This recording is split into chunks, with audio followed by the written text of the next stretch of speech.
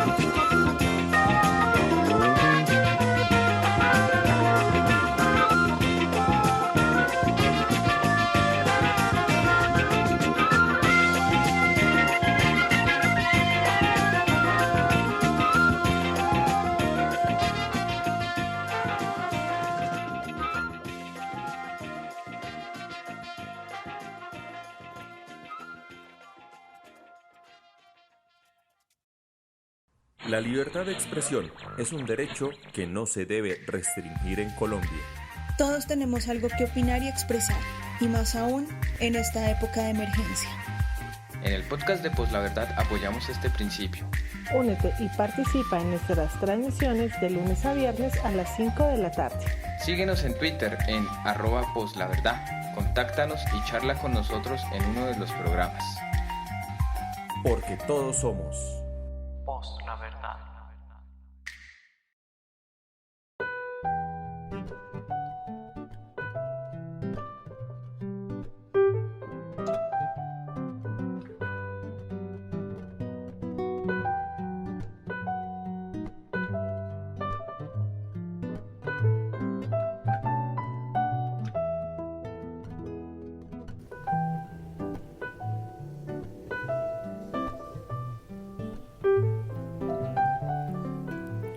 Bueno, estaba sonando una muy buena canción que traía para el día de hoy, The Soul Searchers, de Ashley Rochcliffe, una muy buena canción del año 74.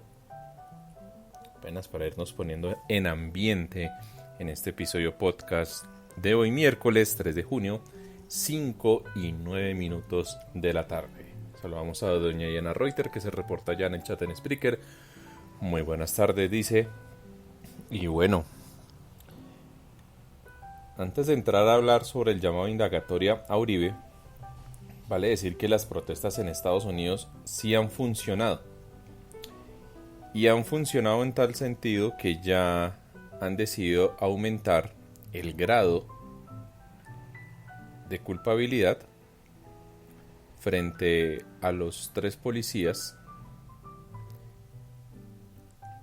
que ocasionaron el asesinato de George Floyd.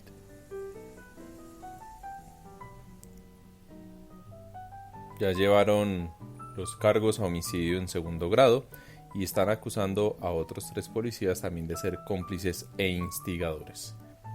Ya diferentes medios de comunicación de Estados Unidos, videos de cámaras de seguridad, videos de otras personas desde dispositivos celulares han demostrado cómo se llevó a cabo la detención y posterior asesinato de George Floyd, hecho que ha sucedido que en todos los estados de Estados Unidos estén hoy en protesta, estén hoy en las calles, estén marchando, y esto sea tendencia mundial. Ya diferentes países, desde Nueva Zelanda, desde Alemania, desde Europa, desde América Latina, Asia, han salido personas, han salido manifestaciones de apoyo, de solidaridad frente a este hecho racista, el cual debe ser rechazado desde todos los puntos de vista. Esto no sirve con venir a justificar que George Floyd tenía antecedentes o que era una persona delincuente, cualquier cosa, no importa. Eso no debe ser tenido en cuenta para justificar un asesinato de esa forma a través de un agente policía, a través de la policía. Hay que recordar que por más delincuente que sea, siempre debe gozar con todas las garantías legales y procesales. Y que si bien en Estados Unidos está establecida la pena de muerte, esta obedece después de un largo proceso y bajo el fallo de un juez, no bajo el arbitrio o la decisión de un policía de someterlo, de ponerlo contra el piso y ahogarlo para que éste muera de forma lenta. Además, los antecedentes y hechos que le inculpan a George Floyd en ningún momento dan para una pena de muerte. Entonces, esas personas que vienen a justificar eso, que se revisen ellos primero que tienen en sus cabezas. Ricardo Perilla nos saluda y dice: buenas tardes, aquí ya con el café. Muchas gracias, don Ricardo. Me acompaña aquí también tomándonos un café el día de hoy miércoles en una tarde muy fría. Está muy nublada. Los cerros orientales en Bogotá están completamente cubiertos. Guadalupe y Monserrate no se ven. El suroriente de la ciudad está completamente tapado por las nubes, así que en cualquier momento lloverá. Les pregunto, desde la parte de donde me estén escuchando, ¿cómo está el clima? ¿Cómo se ve el ambiente? ¿Cómo han estado ustedes en esta cuarentena? Y lo que quieran contar, escríbalo aquí en el chat en Spreaker, que con el mayor de los gustos los estaré leyendo.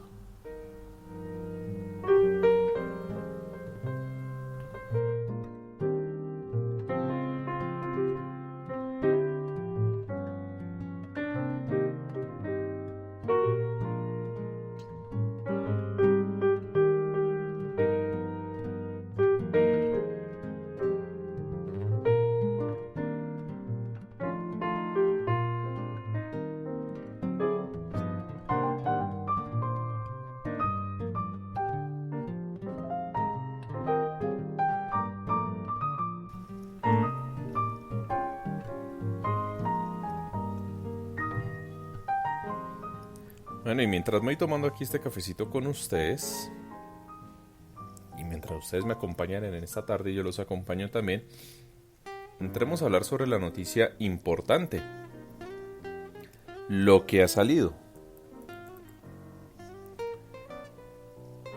El llamado de indagatoria a Uribe por parte de la Corte Suprema de Justicia en su sala penal. Corte abre indagación preliminar contra Uribe por perfilamientos. La decisión la tomó la Sala de Instrucción del Alto Tribunal. Así titulaba al día de ayer el diario El Tiempo. Noticia que no agradó, que no cayó muy bien obviamente en el mismo expresidente Uribe como en sus fieles seguidores, entre los uribistas. Por lo cual hoy es tendencia, hay diferentes tendencias alrededor de Uribe. Uribe es el gran patriota, Uribe paramilitar, Uribe chuzó, y así es. Álvaro Uribe en su cuenta en Twitter, en redes sociales, ha dicho que lo que están haciendo en contra de él es una persecución política. Es el mismo discurso que hemos tenido en diferentes ocasiones. Pero vamos a analizar, vamos a ver si efectivamente esto es una persecución política o sencillamente se está acatando un ordenamiento jurídico y se está cumpliendo eso con una investigación. Y es que recordemos que todo actor dentro de la justicia, todo administrador de justicia, todo juez, todo fiscal competente que conozca, que le llegue en sus manos una denuncia, una noticia conforme a la comisión o posible comisión de un delito, pues esta autoridad tiene que estar en disposición de entrar a investigar. ¿Por qué? Porque esa es su labor, esa es su finalidad constitucional. Algunos uribistas muy ingeniosamente andan diciendo que ¿por qué la fiscalía no entra a investigar a Uribe y por qué sí la corte? ¿Por qué la corte lo persigue? Entonces sale Uribe y dice: otra indagación preliminar por un anónimo cobarde que dice que soy el beneficiario del informe de las carpetas. Por el mismo anónimo me investiga desde enero otra magistrada que tiene el caso del hacker que viene desde 2014, lo escribió Álvaro Uribe Vélez en su cuenta Álvaro Uribe Vel el día de ayer 2 de junio a las 6:24 de la tarde. ¿Por qué la corte y no el fiscal? Si el fiscal es amigo de Duque y Duque lo ternó y estas cosas, ¿por qué él y no? Y entra más bien la corte a investigar, pues por competencia de la corte. La corte es la que tiene el fuero, la discrecionalidad de entrar a investigar a los congresistas, quienes en razón de su fuero, pues es la corte su juez natural. Ay, Andrés, pero es que usted está hablando de una investigación de la corte, pero en la prensa hablaron de una sala de instrucción del alto tribunal. ¿Qué es eso? Recordemos que en virtud del acto legislativo 01 de 2018 se estableció que para los aforados debía concederles la doble instancia, pero como el juez natural, en este caso los congresistas, es la Corte Suprema de Justicia, pues es dentro de la misma corte la que se fija la doble instancia. La primera instancia corresponde a la sala de instrucción del alto tribunal, de ese alto tribunal. Ya después, si amerita o si así se solicita, se pide una segunda instancia, será en manos de la Sala Penal de la Corte Suprema de Justicia. Pero todo hace parte de la misma corte.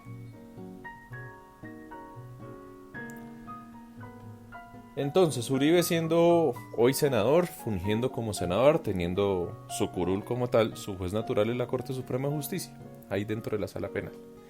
Iniciando obviamente en primera instancia lo que es esta sala de instrucción. Pues a la sala de instrucción le ha llegado un correo electrónico anónimo, o no develaron quién hizo la denuncia, diciendo que el receptor, que el destinatario de los perfilamientos, de las chuzadas que estaban haciendo con dineros públicos a través de entidades públicas como es el ejército, haciendo uso de estos recursos públicos, es Álvaro Uribe Vélez. Y a mí me pasa algo parecido a lo que me ha pasado cuando he visto los 2 capítulos de Matarife. Esto ya lo sabía. Esto ya lo sabíamos. No es la primera vez que esto sucede. Pero es muy bueno que la justicia entre a investigar esto. ¿Por qué?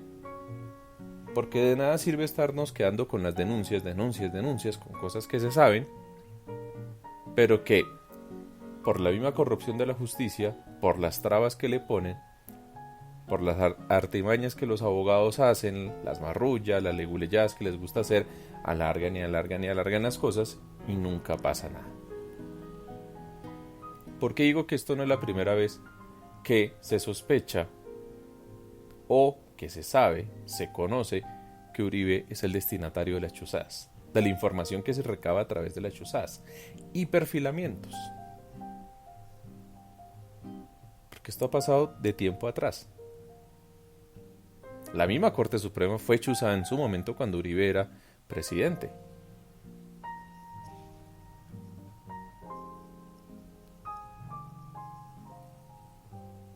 Y recordemos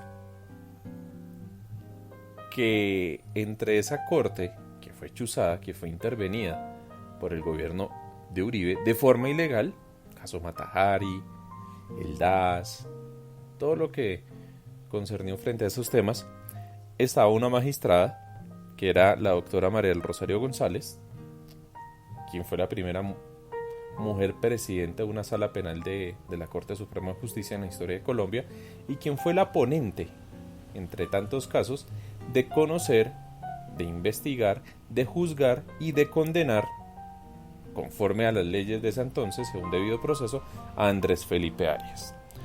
Pues el mismo Uribe ha sacado el día de hoy, 3 de junio, un trino en su cuenta, @AlvaroUribeBel, a las 8:36 de la mañana. Y dice lo siguiente. Y ojo con póngale cuidado al lenguaje del trino. Ex magistrada María del Rosario González me acusaba de buscar asesinarla. Fue ponente contra Andrés Felipe Arias. No le aceptaron el impedimento, no renunció a la ponencia.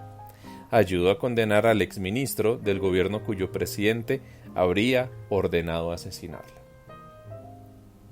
Tengo conocimiento de primera mano que la doctora María del Rosario González, en el transcurso en el que ella ejerció como magistrada y mientras se llevaba a cabo el gobierno de Álvaro Uribe Vélez, ella recibía múltiples amenazas. Es más, ella fue cobijada mediante medidas otorgadas por la Corte Interamericana de Derechos Humanos. A ella le intentaron en varias oportunidades atentar contra su vida, contra su esquema de seguridad. Le mandaban amenazas, le mandaban sufragios. Y resulta que ella, con otros magistrados de la sala penal, pues estaban adelantando las investigaciones pertinentes a la parapolítica. Es más, en este despacho de la doctora María del Rosario se conocieron casos de justicia y paz. Y si uno mira la procedencia de las amenazas que le llegaban a esta magistrada, provenían de personas simpatizantes del uribismo. Provenían de sectores armados, simpatizantes del uribismo, que incluso resultaron ser aplaudidos en el Congreso de la República. Y si usted quiere saber qué relación tienen los paramilitares con Uribe, véanse los 2 primeros capítulos de Matarife. Ya el viernes sale otro, pasado mañana sale otro. Cada capítulo dura 7 minutos. Véanlos. Ahí les empiezan a explicar cuál es la relación de Álvaro Uribe con los paramilitares. Pues estos mismos paramilitares eran los que amenazaban a esta magistrada, y no solo a ella, sino también magistrados auxiliares, a quienes incluso los increparon, les hicieron atentados, como también a otros magistrados de la sala penal de la Corte. Y aquí Uribe vuelve y menciona el caso. Los uribistas no quieren para nada a esta magistrada de la sala penal de la Corte a la doctora María del Rosario González por haber sido la ponente del proceso que terminó condenando a Andrés Felipe Arias. Frente al tema Andrés Felipe Arias, hablé muy oportunamente en un podcast en estos mismos micrófonos con ustedes el pasado 22 de mayo, si mal no estoy, ya les confirmo la fecha. Sí, el viernes 22 de mayo hablamos sobre las implicaciones de la doble instancia que se le otorgó vía tutela a Andrés Felipe Arias. Los invito para que escuchen si ustedes tienen dudas al respecto. Bueno, entonces, la Corte Suprema de Justicia, no solo la Corte Constitucional, el Consejo de Estado, siempre ha recibido ataques, amenazas, chuzadas, interceptaciones, perfilamientos, siempre de grupos al margen de la ley favorecientes del uribismo. Y esto no lo digo yo, esto lo dicen los mismos hechos. Revisen ustedes cómo fue el caso de las grabadoras encontradas en la sala penal de la Corte Suprema de Justicia. ¿Qué es eso de la Matajari? ¿Qué es eso del DAS interceptando llamadas? Y ahí van a encontrar muchas cosas. Pero como aquí en Colombia tenemos la costumbre que no, eso ya lo de la Matajari ya se investigó, no, ya se acabó el DAS, no, ya se capturaron algunas personas que estaban chuzando y ya, quedamos en eso. Nunca se investiga o nunca se va más allá para mirar quién era el beneficiario o a quién se le estaban destinando o quién era el interesado de estas interceptaciones, de estas chuzadas. Pues resulta que todo indica, todo lleva a que ha sido el mismo Álvaro Uribe Vélez. ¿Que llegó un correo anónimo a la Corte? Sí. Y la Corte tiene que empezar a investigar, sí. Encontrarán en las cuentas de diferentes personas que son uribistas, congresistas, periodistas afines al uribismo, buscando deslegitimar y buscando cuestionar la credibilidad de la Corte al darle trámite a una denuncia anónima. Pero a ellos se les olvida que la Corte tiene que conocer y tiene que investigar toda denuncia que le llegue, sea anónima o no. Si ellos consideran que hay que investigar, hay que hacerlo. Y es que esto viene de un hecho notorio, de una serie de publicaciones que han hecho a través de la revista Semana, en donde se hablaba de las famosas carpetas, se hablaba de un listado de periodistas, de políticos, de opinadores, de personas que tenían cierta relevancia, cierta importancia en los medios nacionales, en los medios de comunicación, en redes sociales y demás, que todos coincidían en ser antiuribistas y que resulta que estaban siendo perfilados e interceptados por el ejército y que toda esa información estaba siendo recabada en una serie de carpetas, que son las famosas carpetas que habla la revista Semana, y que toda esta información tenía como destino al hoy senador Álvaro Uribe Vélez. Entonces tampoco estamos hablando, no, es que le llegó le llegó a la Corte una denuncia anónima y entonces la Corte quiere perseguir a Uribe y por eso lo está investigando. No, lo que pasa es que la Corte ya tiene en conocimiento unos hechos, unas denuncias públicas que se hicieron a través de una serie de informes por parte de la revista Semana, hablando de los perfilamientos, hablando de estas chuzadas, hablando de las famosas carpetas, y oh sorpresa, llega un correo anónimo en donde dice, mire, la persona interesada en tener esta información, mejor dicho, el destinatario es Álvaro Uribe Vélez. Es que tiene que hacer la Corte. La Corte no va a decir, con el doctor Álvaro Uribe Vélez vamos a pelear, no lo vamos a investigar. No, la Corte tiene que ser imparcial y tiene que decir, estamos recibiendo una denuncia, vamos a empezar a investigar. Y este es el llamado indagatorio que le están haciendo a Uribe para esto. Entonces a Uribe le van a preguntar, ¿usted tenía conocimiento sí o no sobre estos hechos? ¿Tenía conocimiento sí o no sobre las carpetas, sobre la información recabada? ¿Se está viendo usted favorecido sí o no sobre la información de los perfilamientos y las interceptaciones que se le están haciendo a personas que son contrarias a sus ideas políticas y posturas públicas? Uribe tendrá que responder. Y estas respuestas él tendrá que hacerlas con la verdad. Porque si él niega y dice que no, y después se le comprueba que sí, le puede ir peor a él. No que el presidente Uribe es alguien a quien le gusta debatir y que no le tiene miedo a nadie, que si alguien le pone un dedo encima se enciende Colombia y todas esas cosas. Pero hace 2 semanas aplaudían a las Cortes con el tema de la doble instancia Andrés Felipe Arias, y hoy critican a las Cortes por el tema del llamado de indagatoria a Álvaro Uribe Vélez, y también con una solicitud por parte del Consejo de Estado de información frente a la razón por la cual hay unas tropas de Estados Unidos en territorio colombiano, asentadas en territorio colombiano. Entonces, es que las Cortes son farianas, las Cortes son mamertas, las Cortes son comunistas, las Cortes se entregaron a las FARC y un poco más de cosas.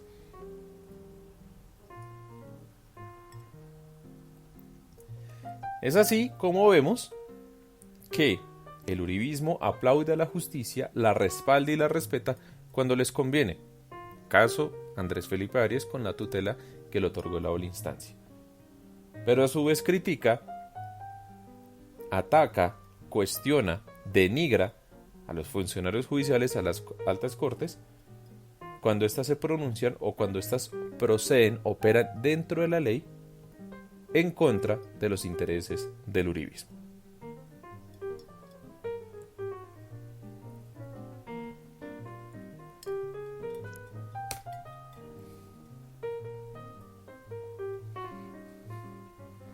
Ahora bien, aquí pueden pasar 2 cosas. Que dentro del tema de la indagatoria consideren que es procedente ya iniciar proceso como tal, iniciar investigación, llevar a juicio a Uribe. Y esto sería algo independiente a los otros juicios a los que él está siendo llamado, a los otros procesos que hay todavía en curso. O que sencillamente digan, no, mire, investigamos y efectivamente resulta que el tema de las carpetas no le competía a él, no le estaba llegando a él, él no tenía conocimiento. Y ya.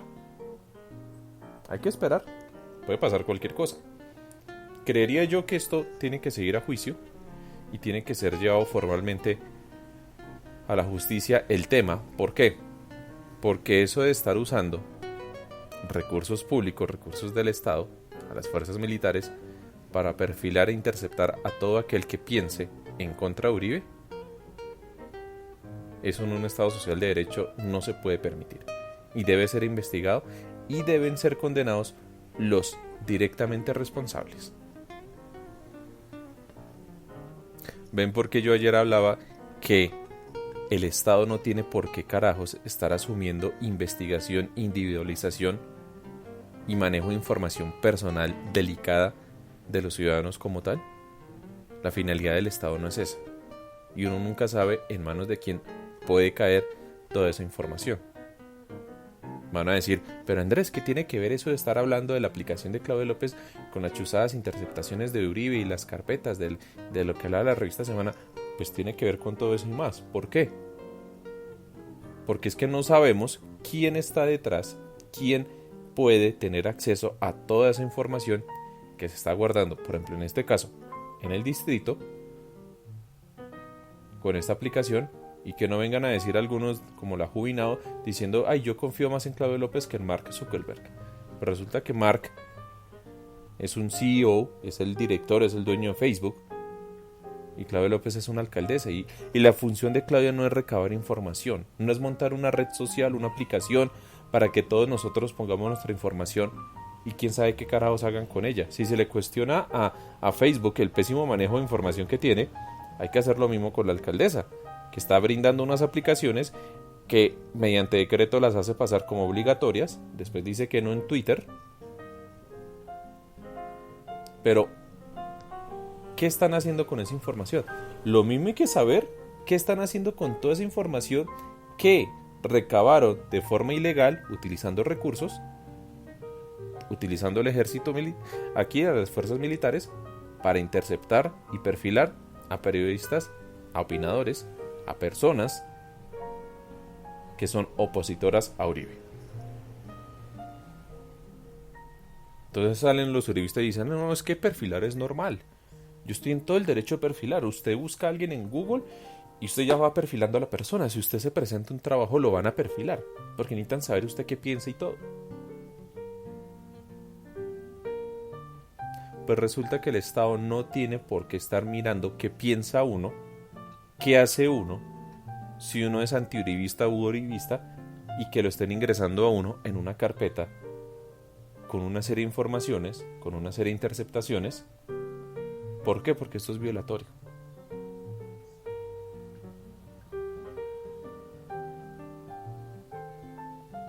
A razón de que el ser antiuribista se presta entonces para ser intervenido y ser investigado por parte ni siquiera de la justicia, por parte de las fuerzas militares, de un brazo armado.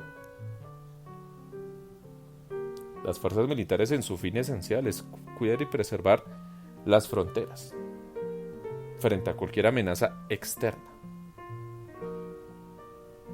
No investigar, perfilar, interceptar a todo aquel que manifieste de forma pública ser antiuribista. Es que el Ejército Nacional no debe estar funcionando en pro del uribismo, tiene que estar funcionando en pro de todos nosotros, de cuidarnos.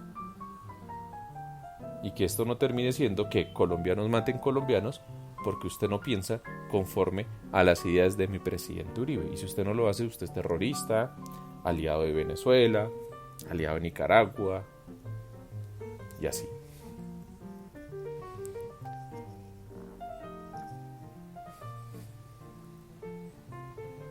Bueno, son las 5:35 de la tarde. Les propongo hagamos un corte musical y continuamos charlando en este episodio podcast de hoy, miércoles 3 de junio, en esta tarde fría que tenemos ya en el sexto mes del año, ya en la mitad del año, en el ombligo del 2020, en esta cuarentena.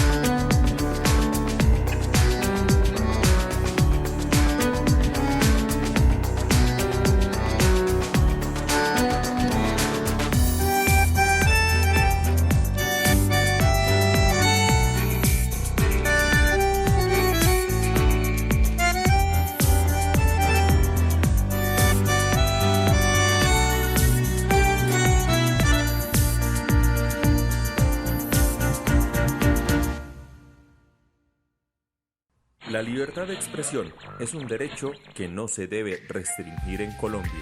Todos tenemos algo que opinar y expresar, y más aún en esta época de emergencia. En el podcast de Pos la Verdad apoyamos este principio. Únete y participa en nuestras transmisiones de lunes a viernes a las 5 de la tarde. Síguenos en Twitter en @poslaverdad. Contáctanos y charla con nosotros en uno de los programas. Porque todos somos Pos la verdad.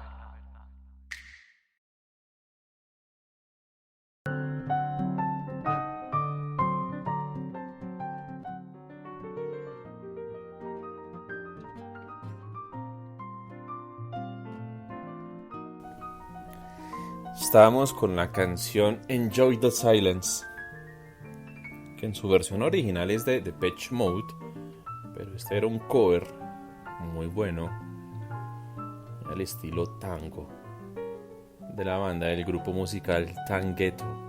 Ahí hemos colocado los dos enlaces de YouTube en el trino anclado de Pos la Verdad de las dos canciones que hemos puesto el día de hoy. Hablando de Uribe, de sus citaciones ante la justicia. Bueno, hoy hay plan para los seguidores de Matarife para que lo puedan ver. Lo van a encontrar en La Nueva Prensa. Y va a haber transmisión en simultáneo en los canales de YouTube de La Nueva Prensa y de Matarife. Hoy 7 p.m, ya en 1 hora y media, 1 hora y pedacito, hablando sobre el segundo episodio, haciendo análisis. Miércoles 3 de junio, 7 p.m. Y los invitados son Francisco Bernate, abogado penalista. Él fue profesor mío de Derecho Penal General 2. También está Egoitz Gago, profesor de Ciencias Políticas, Miguel Ángel del Río, abogado y especialista en Ciencias Penales y Criminología, Ángela María Huitrago, magíster en Derecho Penal y Ciencias Criminológicas, y Claudia Báez, que es periodista cofundadora de Cuestión Pública y quien oficiará como moderadora. Estarán hablando sobre Roxin, sobre el análisis del segundo episodio, así que si ustedes no han visto los dos primeros episodios de Matarife, véanlos y aprovechen y entren a revisar el tema de Roxin y de todo lo que van a hablar en esto. Bueno, ha salido ya el reporte de contagios del día de hoy. 33.353 casos de contagio. Repito, 33.354 casos de contagio. Frente a los casos de contagio que habían ayer de 31.833. Entonces, si me lo permiten, vamos a hacer el cálculo. 33.354 de hoy menos 31.833. A ver. 33.354 menos 31.833 de ayer, un aumento de 1.521 casos de contagio del coronavirus entre ayer y hoy. Vale recordar, muchas gracias a don Luis Gamba, que nos comparte ya en el grupo en Telegram la información ya más clara. Ya guardo la calculadora, muchas gracias a don Luis. 1.521 casos nuevos, donde Bogotá sigue siendo el foco con 507 casos nuevos. Le sigue Cartagena con 196, Valle con 172, Barranquilla 144, Nariño 83, Atlántico 62 y así.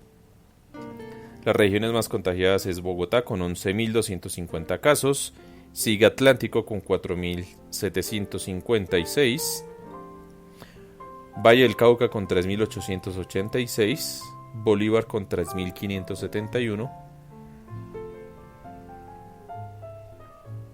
Antioquia 1.260, Amazonas 1.898.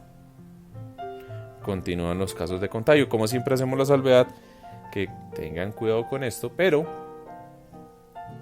estos resultados obedecen a pruebas realizadas hace 2 semanas. ¿Por qué? Porque las pruebas se están demorando en ser practicadas. No todos los días se hacen el mismo número de pruebas o no está el número suficiente de pruebas que se deberían hacer. Entonces esto es solo tan siquiera un estimado. Las cifras reales son distintas a las cifras oficiales. Y mientras tanto el mundo sigue. Trump llama a que las protestas se tienen que acabar y, como es habitual, se le echa la culpa al comunismo, al castrochavismo, a Venezuela, a China. Aquí en Colombia los medios de comunicación, muy curiosamente, hablan de una forma muy distinta de las marchas en Estados Unidos frente a las marchas que han sucedido acá en Colombia. Entonces, mientras aquí hay vándalos, allá son héroes, allá la gente protestando en contra del racismo, aquí son alienados, aquí son pagados por el narcotráfico, pagados por las guerrillas, gente que quiere destruir, que quiere vandalizar y así. Don Javier por aquí me había pasado, ya la Liga de Portugal de Fútbol se va a reanudar, se inicia la Liga Portugal de Fútbol. Y se estudia que en Colombia solo exista un torneo de fútbol en este año. Por acá tengo la noticia que don Javier me la ha pasado muy oportunamente. Di Mayor evalúa hacer solo un torneo este año. Estudiarán 2 propuestas del sistema de juego y plantean cancelar los descensos. Titula así el diario El Tiempo. Personalmente, pienso yo que todo espectáculo, todo juego no se puede hacer, y mucho menos si acá en Colombia no se cumplen con las condiciones mínimas que se requieren para evitar más casos de contagio, que es lo mismo que está pasando a nivel de clases. Me contaba el profesor Santos la preocupación que hay, y lo hay en muchos docentes, de los cuales ya FECODE está llamando a marchar, frente a la negligencia, por ejemplo, en la Secretaría Distrital de Educación, de entregar los diferentes equipos biomédicos de bioseguridad correspondientes para proteger a los docentes como a los estudiantes que vayan a hacer ya ingreso a las diferentes aulas de clases. ¿Por qué está pasando esto? Porque se dieron cuenta que el tema de la educación virtual se está yendo para el carajo, porque sencillamente no hay ni las herramientas suficientes, no hay un esquema establecido y todo se ha tratado sobre la improvisación. Y entonces ahora están afanados en que los estudiantes tienen que ir a sus aulas de clase, manejar eso que llaman el distanciamiento social, manejar diferentes grupos, evitar que en cada salón haya un número de estudiantes, todas esas cosas, pero también, aparte de ponerlos en riesgo ellos, ponen en riesgo a los docentes, a quienes los están haciendo obligar que vayan a estas clases. Si ellos no cuentan con los elementos suficientes, y en los colegios distritales, por ejemplo, no les otorgan los elementos básicos, y la Secretaría Distrital de Educación no hace lo propio, pues sencillamente esta situación no se va a desarrollar como debe ser. Preocupa eso. Bueno, estaba aquí revisando redes, tendencias. La JEP es tendencia ahora. Están diciendo que está normalizando el uso del lenguaje frente a los secuestros. Ahora están diciendo que se trata de retenciones. Eso va a ser un debate interesante sobre a ver qué nos va a llevar la JEP en sus ponencias, en sus pronunciamientos judiciales, al establecer si lo que hicieron los actores del conflicto, en este caso la guerrilla y las FARC, al retener personas, si esto se consideraba o no secuestro, si sencillamente era retenciones. Personalmente yo digo que esto es secuestro, porque al fin y al cabo hubo secuestro con fines de extorsión, y así se pagaron y se recibieron muchos dineros para poder liberar a ciertas personas a ir retenidas en contra de su voluntad. Pero esperemos a ver en qué entra a resolver la JEP con esto. La JEP, que es una corte ya fijada, institucionalizada, conforme al proceso de paz, una corte que está hoy en firme, funcionando como debe ser, aprobada en materia de constitucionalidad por parte de la Corte Constitucional, y que también es producto de ataques de parte de uribistas. Entonces los uribistas siguen atacando las altas cortes, siguen atacando la justicia. para que vayamos retomando ya para finalizar el tema de Uribe y finalizar este episodio podcast del día de hoy.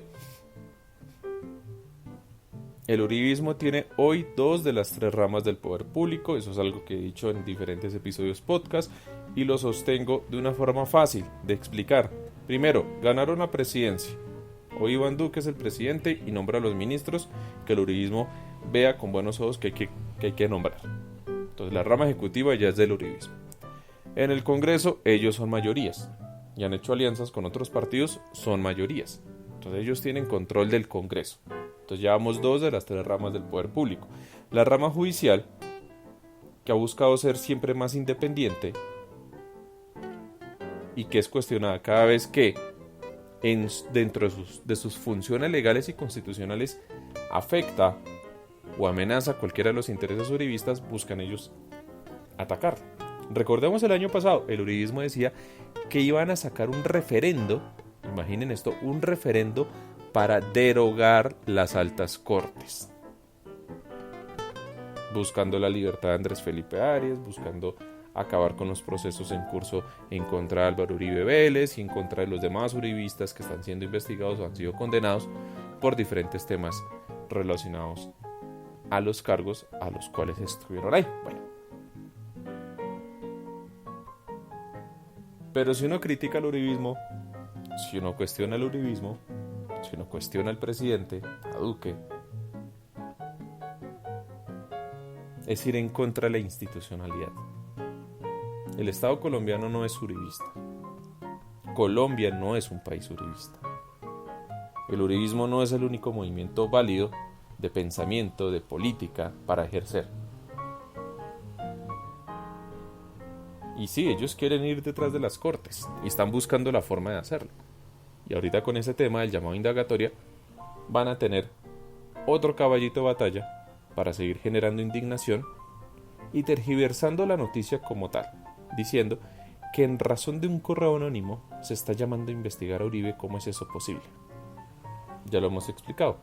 Todo esto tiene que ver con la investigación de los perfilamientos, de las interceptaciones y la información guardada por parte del ejército, de las fuerzas militares, en unas carpetas que fue de conocimiento de la revista Semana, que fue un hecho notorio y que por lo tanto, a través de una denuncia anónima, se vincula directamente a Álvaro Uribe Vélez como el destinatario de dichas interceptaciones ilegales. Pues claro que la Corte tiene que entrar a investigar esto. Esperemos, eso sí, que la Corte sepa proceder, sepa sustentar y garantizar todo lo que tenga que hacer conforme al debido proceso dentro de las garantías procesales frente a estas investigaciones y, si en dado caso esto se da, frente a un llamado a juicio. ¿Por qué? Porque entre más transparente funciona la justicia, más difícil le quedará al uribismo cuestionarla a esta frente a un inminente proceso que le van a adelantar a Álvaro Uribe Vélez. Álvaro Uribe Vélez, por más presidente eterno que sea y por más que consideren que es el mejor presidente, duélale a quien le duela, no es intocable. Él no está por encima de la ley. Y qué mejor que sea investigado, que sea juzgado por una corte que ya está constituida con doble instancia y que en su segunda instancia hay 9 magistrados. Es más, Uribe va a tener más garantías que cualquier otra persona que tenga que ser sometida ante un fiscal y ante un juez. Y si es cierto que Uribe no ha hecho nada, ¿por qué le temen a la justicia? ¿Por qué buscan ahora martirizar a Uribe y hacerlo ver como alguien intocable que no puede ser cuestionado ni mucho menos llamado a indagatoria? Porque si no, eso sería una afrenta contra el Estado colombiano.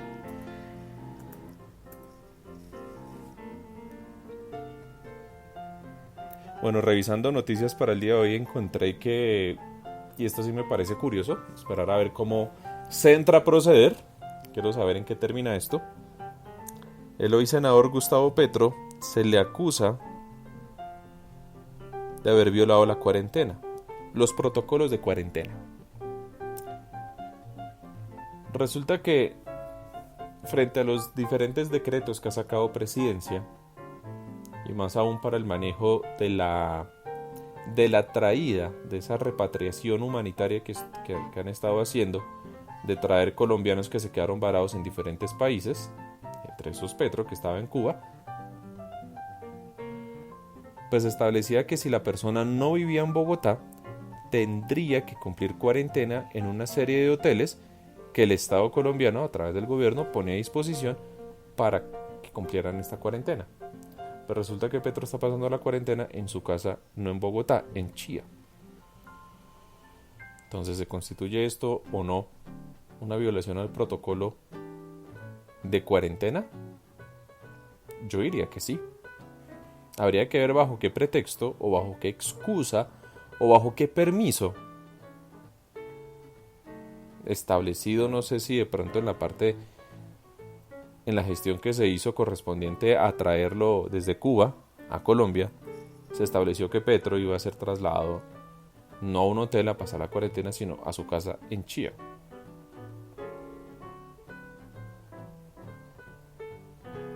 Y aunque los juristas están haciendo bomba, están haciendo eco esta noticia, no van a opacar en nada, y esto no se equipara en nada al llamado indagatoria por parte de Uribe. Entonces les dejo esta noticia para que ustedes la analicen y ya cada uno podrá sacar sus conclusiones. Bueno, 5:55 de la tarde. Ha sido un gusto estar con ustedes. Qué bueno poder compartir con ustedes esta tarde. Quería hablar hoy de este tema de Álvaro Uribe Vélez, el tema del llamado indagatoria. Quería analizar un poquito con ustedes por qué es la Corte, por qué sí se debe hacer caso a través de un correo anónimo, de una denuncia anónima, por qué sí se tiene la facultad. Hemos intentado explicar eso como para tener más fuerzas de argumentos a la hora de controvertir con cualquier uribista que venga a decir que lo que está haciendo la Corte es solo persecución política. El día de mañana estará don Javier Ruiz ya a cargo de este episodio podcast, así que no siendo más, yo me despido. La cuenta institucional es @poslaverdad, el Twitter mío es @JABP008. Esta noche a las 7 p.m. en los canales de Matarife podrán ver el análisis del segundo episodio, y échense una pasadita a nuestro canal en YouTube, que hemos subido un video a cargo de don Javier Ruiz hablando, el famoso Contraguarri, hablando sobre el impacto mediático que generó Matarife en su primer episodio. Invitadísimos todos a ser parte de nuestro grupo en Telegram, a seguirnos en nuestras cuentas en Pos La Verdad. Nos pueden buscar en Facebook, en Instagram, en Twitter, en YouTube, ahí estamos. En escucharnos en diferido y compartir este episodio podcast y los otros episodios que hemos sacado. Y si usted quiere participar, quiere hablar, quiere opinar o quiere proponer temas para que charlemos y los tratemos aquí, bienvenido sea. Nos pueden contactar vía DM en Twitter o en Telegram en nuestro grupo oficial de Pos La Verdad. No siendo más, mi nombre es Andrés Balaguera. Hasta el próximo episodio podcast. Hemos llegado hasta el final de este episodio podcast. Gracias por habernos acompañado.